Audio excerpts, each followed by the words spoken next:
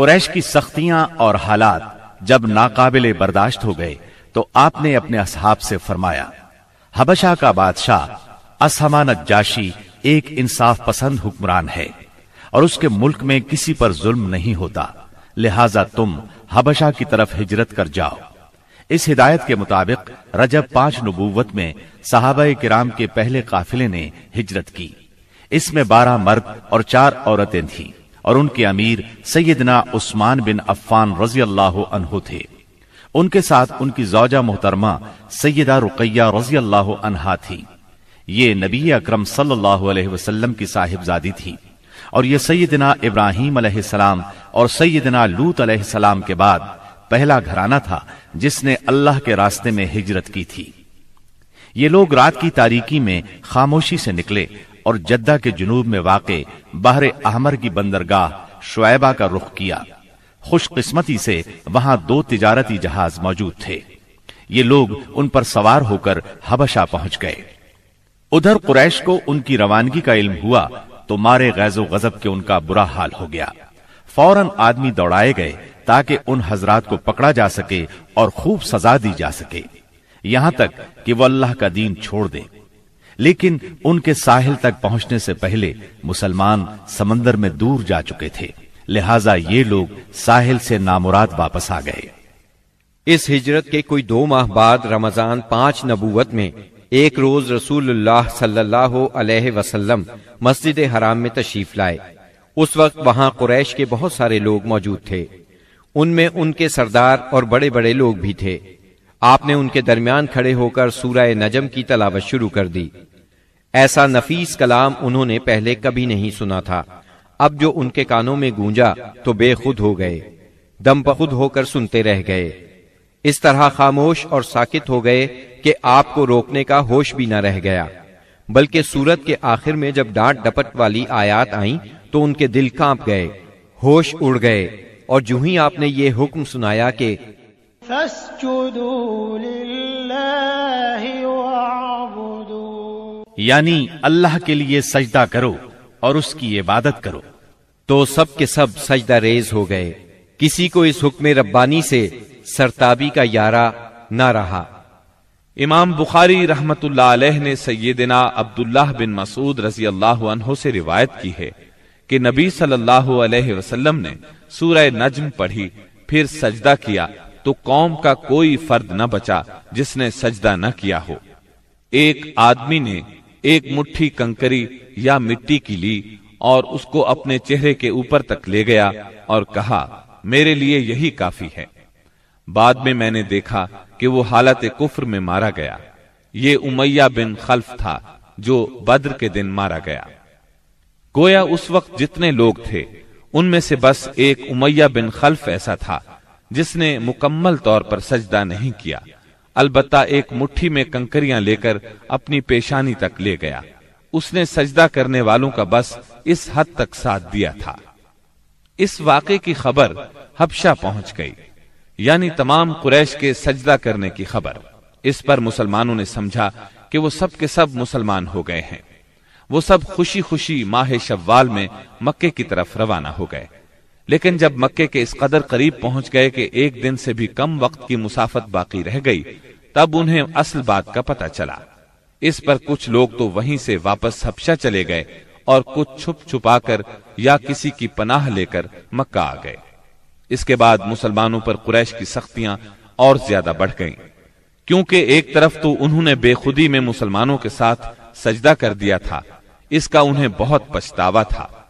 دوسری طرف مسلمانوں کے ساتھ نجاشی بہت اچھا سلوک کر رہا تھا، اس کی انہیں جلن اور کڑھن تھی۔ اس لیے رسول اللہ صلی اللہ علیہ وسلم نے فرمایا، تم لوگ دوبارہ حبشہ ہجرت کر جاؤ۔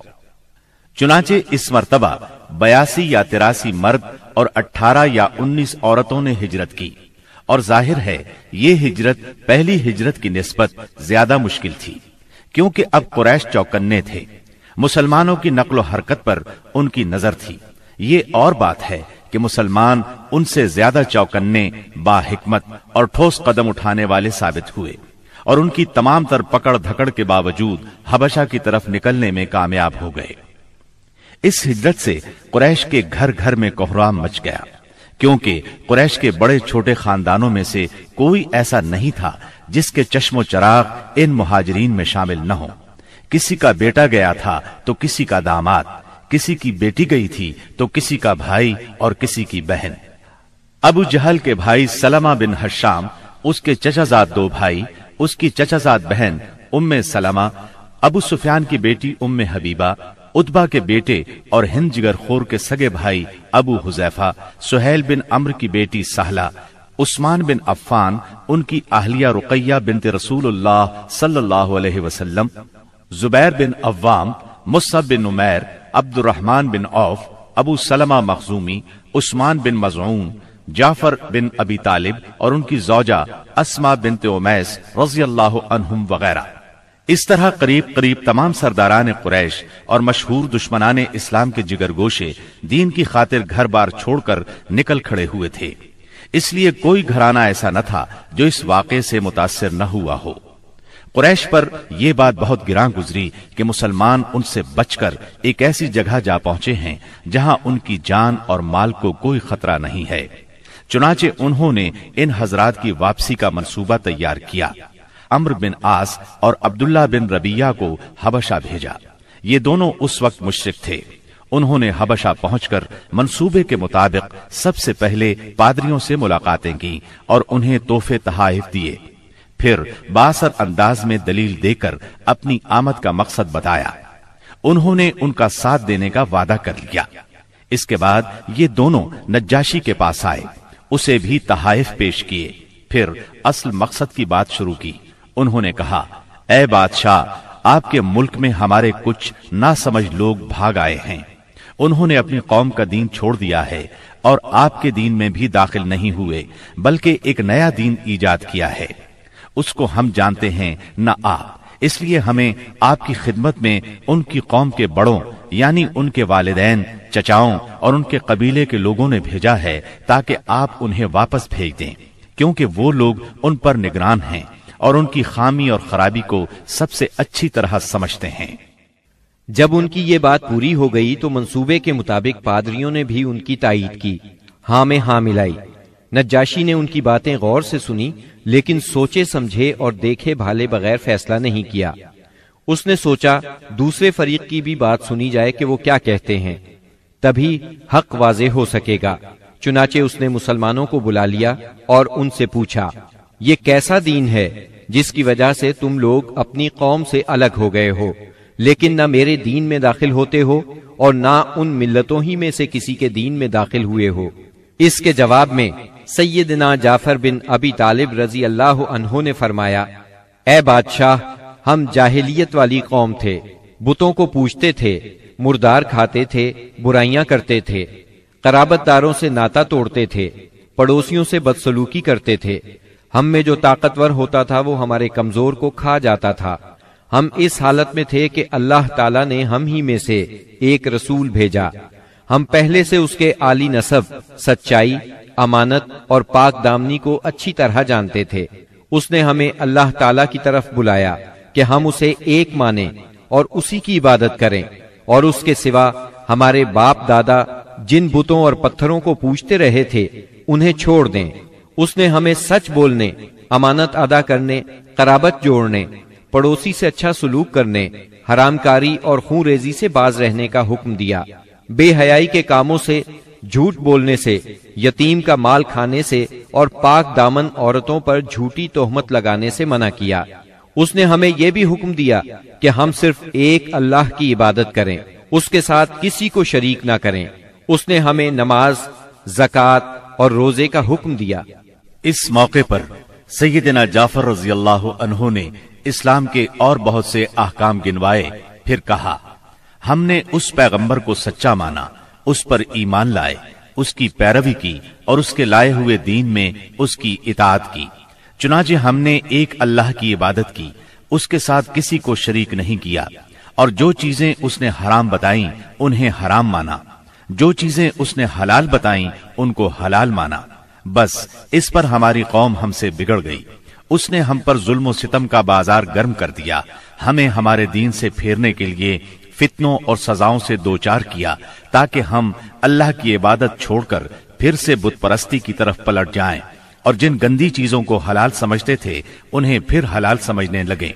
जब उन्होंने हम पर बहुत जुल्म तशद्दुद किया, जमीन हम पर तंग कर दी, हमारे और हमारे दीन के दरमियान रुकावट बन गए, तो हमने आपके मुल्क की राह ली और आपको दूसरों पर तरजीह दी और आपकी पनाह में रहने को पसंद किया और आपसे ए बादशाह ये उम्मीद की कि आपके हां हम पर जुल्म नहीं किया जाएगा। सैयदना जाफर रज़ियल्लाहु अन्हु की ये तकरीर सुनकर नज्जाशी ने कहा, कुछ कुरान पढ़कर सुनाओ। इस पर सैयदना जाफर रज़ियल्लाहु अन्हु ने सूरह मरियम की इब्तिदाई आयात तिलावत की। नज्जाशी इन आयात को सुनकर इस कदर रोया कि उसकी दाढ़ी तर हो गई और तमाम पादरी भी इस कदर रोए कि उनके सहीफे तर हो गए। फिर नज्जाशी ने कहा, ये कलाम और वो कलाम जो ईसा अलैहिस्सलाम लेकर आए थे, दोनों एक ही ताक़े शमा से निकले हुए हैं। इसके बाद उसने कुरैश के दोनों नुमाइंदों से मुखातिब होकर कहा, तुम लोग चले जाओ, अल्लाह की कसम मैं इन्हें तुम्हारे हवाले नहीं कर सकता और न इनके खिलाफ कोई चाल चली जा सकती है। दूसरे दिन अम्र बिन आस ने एक खतरनाक तरीन तदबीर इख्तियार की। नज्जाशी से जाकर कहा, ए बादशाह, ये लोग ईसा अलैहिस्सलाम के बारे में एक बड़ी बात कहते हैं। इस पर नज्जाशी ने फिर मुसलमानों को बुलवाया और सैयदना ईसा अलैहिस्सलाम के बारे में सवाल किया। सैयदना जाफर रज़ियल्लाहु अन्हु ने फरमाया, हम उनके बारे में वही बात कहते हैं जो नबी सल्लल्लाहु अलैहि वसल्लम लेकर आए हैं, यानी वो अल्लाह के बंदे हैं, उसके रसूल, उसकी रूह और उसका वो कलिमा है जिसे अल्लाह ने कंवारी पाक दामन मरियम अलैहिस्सलाम की तरफ इल्का किया था। इस पर नज्जाशी ने जमीन से तिनका उठाया और कहा, अल्लाह की कसम, जो कुछ तुमने कहा है इससे ईसा अलैहिस्सलाम इस तिनके के बराबर भी बढ़कर नहीं थे। चुनाचे तुम लोग मेरे मुल्क में अमन और चैन से रहो, जो तुम्हें गाली देगा उस पर तावान लगाया जाएगा। मुझे सोने का पहाड़ मिले तो भी मैं गवारा नहीं करूंगा कि तुम में से किसी को सताया जाए। इसके बाद उसने हुक्म दिया कि कुरैश के नुमाइंदों को उनके तोहफे वापस कर दिए जाएं। चुनाचे ये दोनों साहिबान मुंह लटकाए वापस मक्का लौट आए और मुसलमानों ने वहां अच्छे दयार में अच्छे हमसाये के साथ कयाम किया।